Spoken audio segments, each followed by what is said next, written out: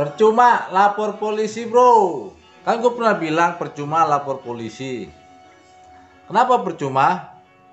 Nah begini bro, kalau kita bikin laporan setidaknya ada uang ketik atau uang admin istilah mereka. Itu baru bikin laporan aja ya.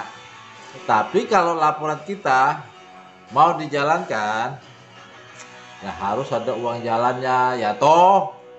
Begitulah kira-kira azas praduga yang kita tujukan ke Polri. Nah, gue mau berbagi cerita sedikit nih bro. Berbagi cerita aja ya mengenai percuma lapor polisi. Tahun 2013 gue pernah melapor bro. Perihal roda 4 gue dibawa kabur.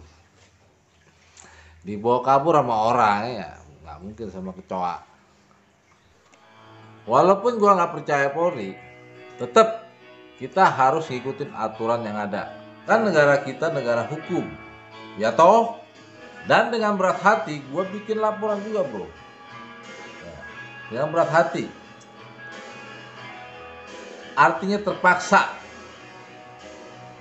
Walaupun tidak mempercayai institusi Polri. Ternyata benar bro. Udah seminggu gue ngelapor nggak ada beritanya. Oke, gue datengin tuh polsek. Tahu nggak penyidiknya bilang apa? Nanti kami kabarin kalau sudah ada perkembangan beritanya.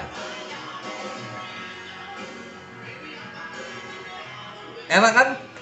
Dengar bahasa kayak gitu? Seminggu kemudian juga nggak ada beritanya. Terus gue inisiatif untuk mencari tanpa bantuan polisi. Gue ajak Abang Primus, saudara gue dari Flores. Singkat kata kami berhasil menangkap si pelaku. Kami interogasi dengan berbagai cara, tetap nggak ngasih tahu. Terpaksa lagi kami bawa ke polsek. Dan singkat kata juga si pelaku mengakui roda 4 gue digadein. Terus kami diajak penyidik untuk ikut ke TKP. Nah di TKP seekor oknum polisi ngomong gini bro. Bos, roda 4 ente dipakai buat ke kantor sama yang terima gadean. Nah sebentar lagi dia pulang nih. Sambil nungguin, gimana ayo kalau kita minum-minum dulu sambil ngerokokan gitu katanya bro. Ya, enak banget ya. Gue diemin bro, kagak gue jawab. Dalam hati gue enak aja lu kerja kagak dan minta aja lu tong. Gitu bro bahasa gue. Gue ngerti yang namanya kita minta tolong bantuan seseorang, setidaknya kita memberikan uang sebagai tanda terima kasih. Gue ngerti itu bro, gue ngerti. Tapi kan dia nggak kerja, nggak? Dia yang nangkep pelakunya kan gue, ya. Yang berhasil nangkep pelaku itu gue sama bang gue ini, Bang Primus, bukan polisi. Oke. Sama sekali polisi nggak kerja. Jadi gue terus terang aja.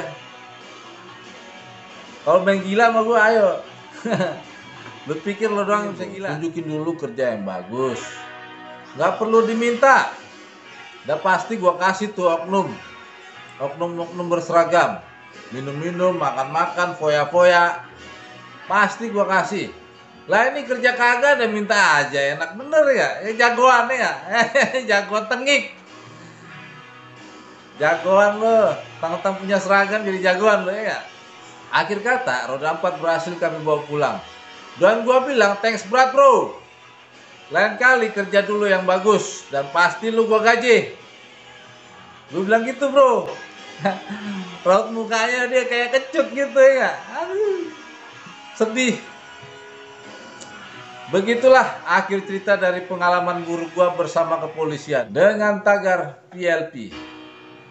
Percuma lapor polisi. Silakan bagi yang punya pengalaman. Pengalaman yang berkesan bersama dengan Kepolisian Republik Indonesia. Baik itu pengalaman buruk maupun pengalaman yang menyenangkan. Silakan ceritakan, tidak perlu malu-malu, silakan. Silakan ceritakan di channel ini. Sampaikan unek-unek Anda. Jangan pernah takut. Kita contoh Bu Ernawati, begitu beraninya beliau bercerita kemana aja, terutama ke YouTuber Haris Azhar dan Najwa Shihab. 2 tahun lebih Ernawati mencari keadilan atas kejanggalan kematian kakaknya usai ditangkap polisi. Laporan dan pengaduan ke berbagai pihak telah dilakukan, namun hingga kini belum ada titik terang atas kasus kematian kakaknya.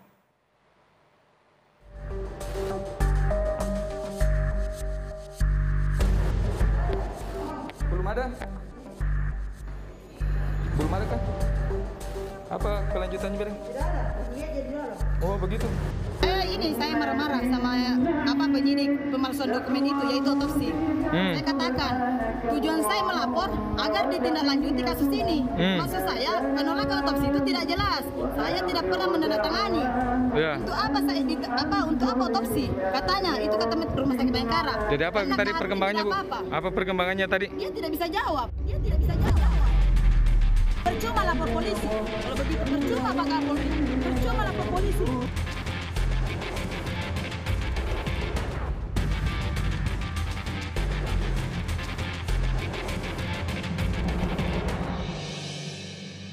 Sudah ada di Mata Najwa, adik korban dugaan kekerasan kepolisian, Ernawati. Selamat malam, Bu Erna. Malam. Bu Erna, terima kasih sudah hadir dari Makassar malam ini ke studio Mata Najwa. Saya tahu Ibu berjuang mencari keadilan bagi almarhum kakak sudah 2 tahun lebih, menempuh berbagai upaya. Saya ingat beberapa bulan lalu Ibu juga datang ke studio Mata Najwa meminta untuk saya melihat kasus ini dan kita sudah angkat. Tapi sampai Detik ini sampai hari ini pun belum kemarin ada. Ibu ke Polda belum ada. Belum ada, malah mereka menyangkal bahwa tidak ada surat dari Mabes. Tanggal 17 itu kan datang di rumah bulan 6. Tapi mereka menyangkal, khususnya Pak itu yang menangani kasus ini. Oke, saya ingin kita bahas sedikit saja kasusnya. Jadi kakak Ibu memang seorang DPO? Bukan. Bukan DPO, Tidak kakak pernah. Ibu? Itu berita bohong. Kakak Ibu kemudian ditangkap di rumah di Makassar Dalam keadaan sehat, dalam keadaan sehat. tanpa perlawanan. Oke, boleh Ibu cerita? Jadi berapa jam setelah ditangkap dan kemudian Ibu dapat informasi bahwa kakak Ibu meninggal? Kalau masalah kematiannya dulu itu, kalau saya pihak Rumah Sakit Bayangkara ngomong, kakak Ibu mengembuskan napas terakhir pukul 10 pagi. Yang dimana saya pelajari CCTV jam 7:23 kakakku keluar dari rumah Ibu Hayati. Ada CCTV jam 7.23, ini ya Bu CCTV-nya ya? Iya. Itu dibawa polisi naik mobil Tanpa perlawanan. tanpa perlawanan dan jam 10 dapat info kakak meninggal di tahanan. Ya, meninggal dalam pengembangan. Oke.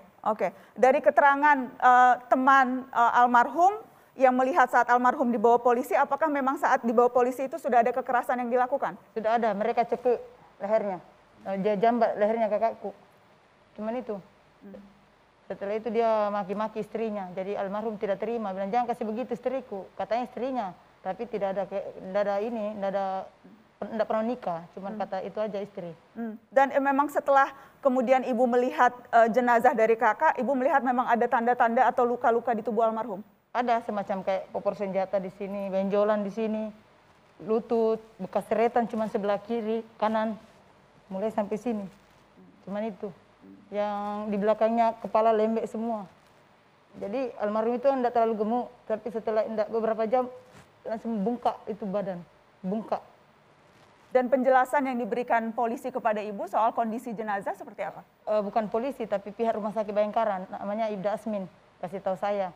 Dia yang perwakilan memberikan, Ibu jangan ribut, banyak media di luar. Saya tahu Ibu istri polisi Bayangkara, Ibu toh, jangan ribut, banyak media di luar. Cuman itu. Jadi saya lihat memang kakak saya meninggal karena apa Pak? Yang jelas kakak Ibu tuh menghembuskan napas terakhir jam 10 pagi.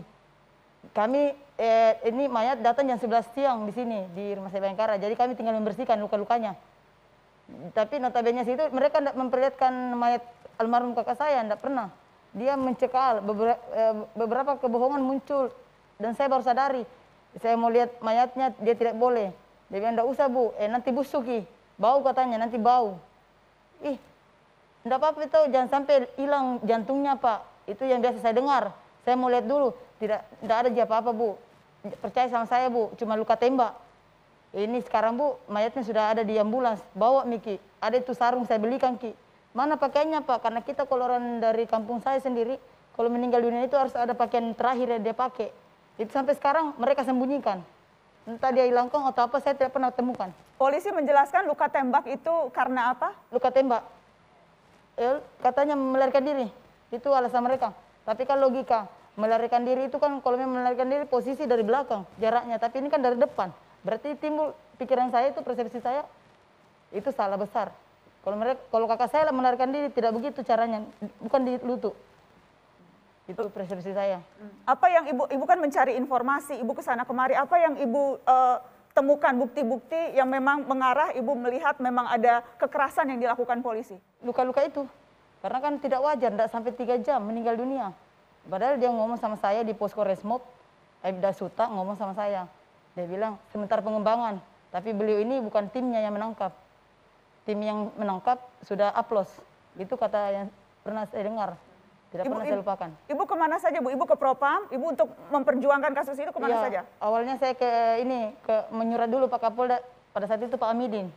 Dia dimutasi, sekarang akhirnya ganti Pak Guntur Laupe. Akhirnya kasus itu dikembangkan ke Lidik, untuk dilidik. Tapi ternyata di Lidik itu, saya di usaha damai. Sempat Pak Ibda Sangkar ini sendiri, yang saya laporkan, mau minta maaf dengan memberi saya biaya, uang. Tapi Ibu ditawarkan uang? Iya, dana. Supaya Ibu damai begitu, tidak? Iya, tidak mengarahkan saya atau tidak di BAP saya, kan harusnya kan saya di BAP. Sesuai dengan perintah Bapak Kapolda, bahwa kasus ini lidik. Minta keterangannya Bu Erna, ternyata tidak. Saya diusahakan damai sama penyidik sidik Pak Basra. Gitu. Jadi Ibu ke Propam, Ibu ke Kapolda, Ibu ke DPRD? Iya, DPR, Komnas HAM. Komnas HAM? Ombudsman. Ombudsman? Iya, di itu Makassar. semua surat-surat Ibu bawa? Jadi ada SP2HP dari Ombudsman bahwa kakak saya di poin B itu bahwa Kaharudin Desibali merupakan pelaku kejahatan yang beberapa LP. Dugaan tindak pidana pencurian dengan pemberatan yang sementara ditangani Reskrim Polres Sinjai. Di sini kan berarti ditekankan Polres Sinjai. Berarti LP ini kan Sinjai semua. Saya sudah cek kebenarannya di Polda. Yang kan sekarang sudah tersistem. Semua laporan itu kan ada laporan di Polda Sulsel sendiri. Saya sudah cek. Saya sudah cek kebenarannya 3 LP ini tidak ada di Sinjai. Semua ada di Sidrap, Palopo, Bone. 5 diantaranya ini kan 8 dituduhkan. Yang kelima LP saya yang 5 ini kan tidak ada. Kakak saya sementara menjalani masa tahanan rutan 5 bulan di Jeneponto. Oke, jadi surat-surat Ibu semua sudah lengkap dan Ibu ke berbagai institusi. Ibu kemudian akhirnya ke Mabes Polri juga, ke Jakarta? Ke Mabes Polri, tanggal 8. Tapi Mabes Polri udah jawab. Tanggal 17 datang di rumah. Setelah saya kembali dari Jakarta, ada surat datang. Tapi saya nggak serta-merta langsung tanyakan. Karena saya pikirkan, kasih dulu leluasan orang bekerja kan. Jadi sampai 2 bulan, saya tanyakan kepada Bapak Ibtu Saipul. Ada jawaban? Katanya, sudah bicara sama Mata Najwa, sudah konfirmasi. Itu paling saya ingat, sudah konfirmasi sama Mata Najwa. Tidak ada yang konfirmasi ke saya, Bu? Makanya saya bilang, oh dia ngakunya sudah ngomong ke saya? Iya, ada yang menyaksikan, jurnalisnya Narasi, Pak Usman. Oke, jadi jawaban Mabes Polri bilang sudah menyampaikan ke Mata Najwa. Oke, saya sampaikan di sini belum pernah ada jawaban karena justru Mata Najwa meminta klarifikasi dari kepolisian, tapi kita akan tunjukkan apa saja usaha dan apakah ada jawaban dari kepolisian soal kasus ini. Setelah pariwara saya akan tunjukkan ke Anda. Tapi kalau mau bercerita yang jujur, oke bro? Jangan contoh Bareskrim yang lihai berbohong dan melindungi si Jenderal Tokai. Ingat bro, jangan pernah takut untuk bercerita. Kita punya hak untuk bercerita. Dan perlu kita ingat, polisi itu pengayom masyarakat. Polisi itu baik. Polisi itu bukan penjahat bro, jadi nggak perlu takut. Oke bro. Ceritalah apa yang bisa kita ceritakan. Toh dengan bercerita bisa menjadi jalan yang baik. Bisa membuahkan solusi sebagaimana harapan kita. Harapan kita polisi bisa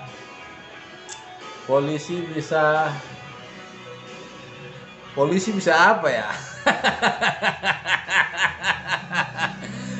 Gue udah lupa polisi itu bisa apa bro. Gue udah lupa polisi itu bisa apa bro.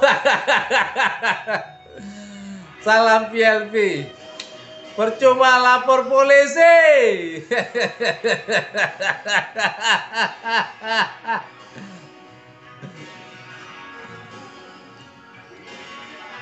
Percuma lapor polisi bro, tagar kita bro.